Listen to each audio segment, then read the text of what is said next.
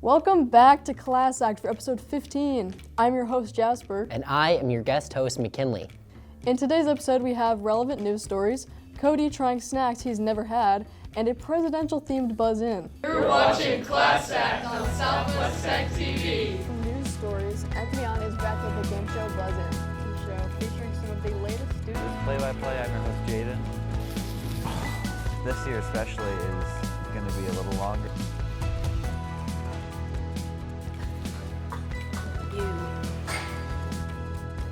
Codi Tries Things. Then the orange. That was it for Codi Tries Things. The Buzz In. It's your host, Xavion. You are incorrect. Are you ready to try and win a free coupon? So you get it. In today's news, we're talking about the Chinese app people are moving to after the TikTok ban, Inauguration Day, and also Martin Luther King Jr. Day. In the midst of a U.S. TikTok ban, American users are moving to a popular Chinese social media app called Xiaohongshu, also known in English as Rednote. Xiaohongshu is currently #1 on the U.S. App Store charts, possibly coming out on top of the competition to be people's new favorite short video app. People are calling themselves TikTok refugees who moved to the app in search of an alternative video sharing platform. There's also a sense of pettiness in the decision to move to a Chinese app because the reason for TikTok's ban was concerns with national security regarding its Chinese ownership and desire to protect American data.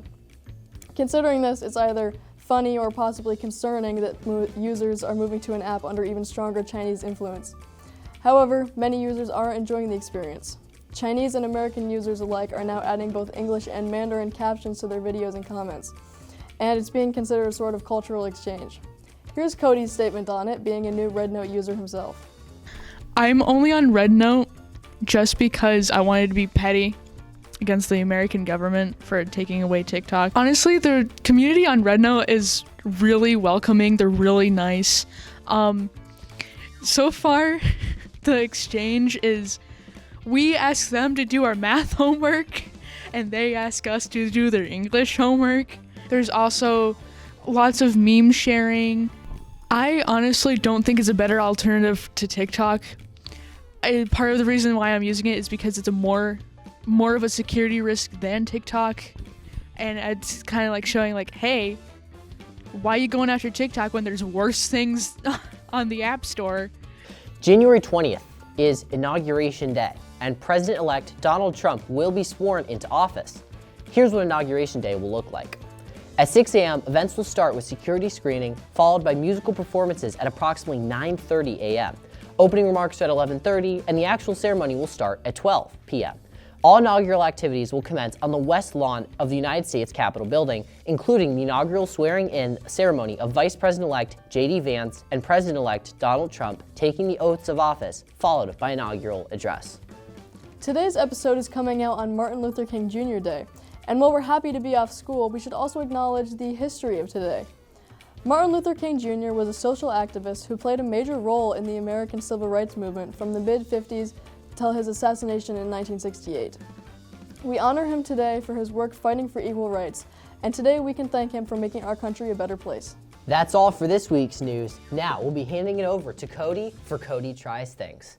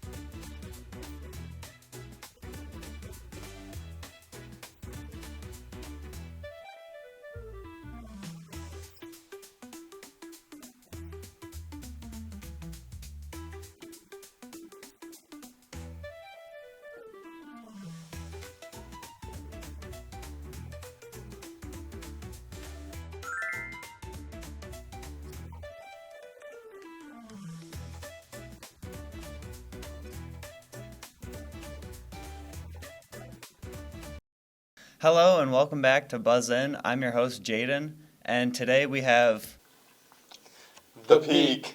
And you guys? Business champs.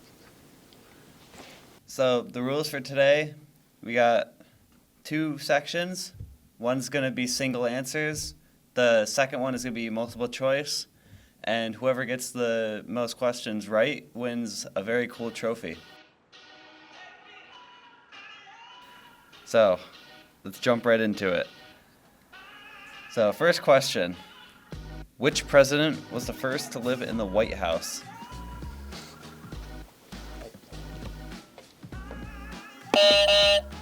Thomas Jefferson. Oh, I'm going to give you guys a warning this time. You gotta wait for him to say it. I never called you guys. Oh, you call us? That's what he's saying. I have to call on you guys first. Oh, I understood. You guys have an answer? Thomas. Go ahead. Thomas Jefferson. That is incorrect. The correct answer was John Adams. Moving on to the second question. Who was the only president to resign from office? Good. Bill Clinton. That is incorrect. Go ahead, guys. Joseph Biden. That is also incorrect. The correct answer was Richard Nixon. Alright, moving on to the third question. Which U.S. president is known for his role in the Louisiana Purchase? Go ahead. Abraham Lincoln. That is incorrect.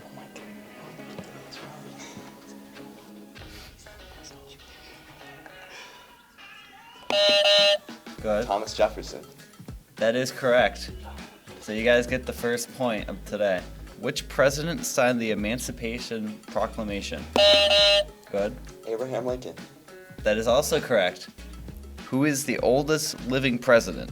Go ahead. Joe Biden. No. Wait, what? Go ahead. Jimmy Carter. That is correct. There's going to be a bonus question. How old was he? Go ahead. 100. That is also correct. So you get 2 points for knowing both of those.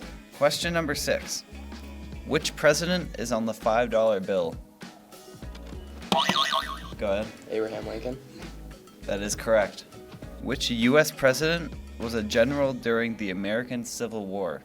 I think you guys got first. George Washington.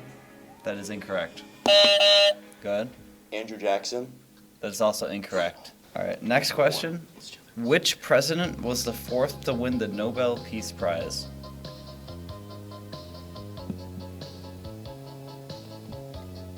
Go ahead. Harry Truman. That's incorrect. You guys? George Washington. That is incorrect. The correct answer was Barack Obama. I thought he was a president. I forgot about that. This is still a pretty close game. Either team could win with this section. So now we're going to be moving on to the second section, which is quotes. And you're going to be given 4 different answers, and one of them will be the correct answer. I am not fit for this office and never should have been here. Was it said by A, Harry Truman, B, Theodore Roosevelt, C, Warren G. Harding, or D, Gerald Ford? You guys? C. That is correct.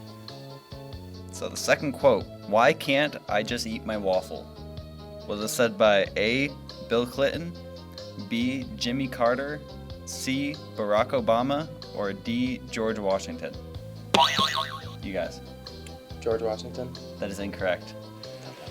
I thought it was his favorite food. Go ahead. A. Bill Clinton. That is also incorrect. The correct answer was Barack Obama. He just wanted to eat his waffle. Poor guy. Weirdest. So, quote number 3, I am not a crook. Was it said by A, Ulysses? Yes? B. Richard Nixon. That is correct. So, you guys have 3. You guys still got three tries left, so you could catch up. Quote number 4, In the end, it's not the years in your life that count, it's the life in your years. Was it said by A, Abraham Lincoln, B, Andrew Jackson, C, Joe Biden, or D, Gerald Ford? I heard you guys first. A, Abraham Lincoln. That is correct. It was Abraham Lincoln. And the last quote we have for today, I've never seen a skinny person drink diet soda. Was said by A, George Bush, B, Donald Trump, C, Barack Obama, or D, Joe Biden? Go ahead. B, Donald Trump. It was said by Donald Trump.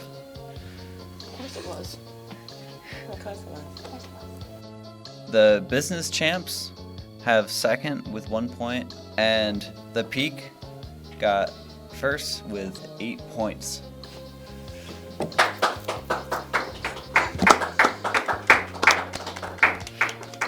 And since you guys won, we got a very cool trophy that you guys can split however you want.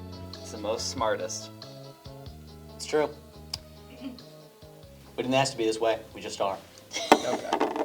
The peak. The peak. That's gas, dude. Thank you for watching Class Act, and be sure to tune in for the next episode.